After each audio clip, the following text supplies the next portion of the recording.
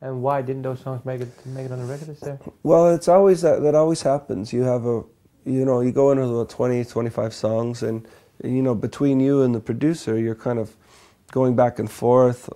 Like Mitchell didn't want. There were some songs that he wanted on that I didn't really want, and vice versa. But you kind of, it's not like you fight, but you discuss it, and then finally you come up with a list that everyone's happy with. So what is then the boundaries of that list? Well, sometimes you have to kind of make your case. Like sometimes he may not understand why I feel so strongly about a song, and sometimes and it works the other way around too. I don't understand why he doesn't like a certain song or whatever it is. But it's just you want to have a collection of songs that complement each other. And you want to keep it moving so that it's interesting for the listener, so it changes stylistically and it's you just kind of get a sense of, you have an instinct about what belongs and what doesn't. I mean, I remember thinking the song "Ship of Fools," I didn't think it should be on the record because it was like, for me, it was a very kind of lightweight song, But now I'm really glad it's on there because it kind of it comes after a couple darker ones, and it just seems like to help lift that section of the record. And is there one song you had to fight for? Yeah, the Grim Trucker was one. Mitchell liked it, but he just thought, I don't know, he thought it would be too hard to record for some reason. I don't know why, because it was actually very easy to record.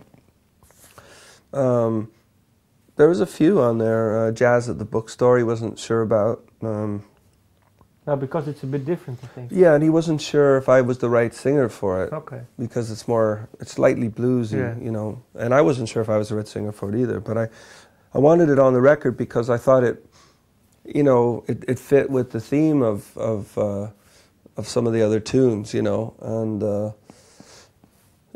I mean, I obsess when I have a bunch of songs and I'm making an album. I obsess about things like I had the sequence of the record for 5 or 6 months before we started recording. Okay. And it changed slightly, Some of the ones, like say, didn't make it on the record and that, but a lot of it stayed pretty much the same, Hands of Time, Snow Angel, they were always the first two, and Now the Day is Done was the last song. And were they also written in that order? Yeah? No. Okay. It was just more, because sometimes I have too much. Last year I had so much time on my hands because I didn't have a record out. I had the Sexsmith and Kerr record, which was under the radar, So when you have so much time in your hands, you walk around and you think about lists, and it's.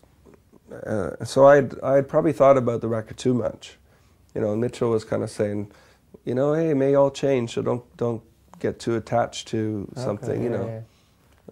And it did change a little bit. But do you have any favorite tunes on the record? I like them. I like different songs for different reasons. Okay. For different reasons, I like the way that "Never Give Up" turned out. That was one of the last songs I wrote for the album, and I'm pretty proud about all the stuff, really. That could be because sometimes people really have to say, "Well, that's my favorite, one of my favorites." Yeah, it changes every day. Okay. Yeah.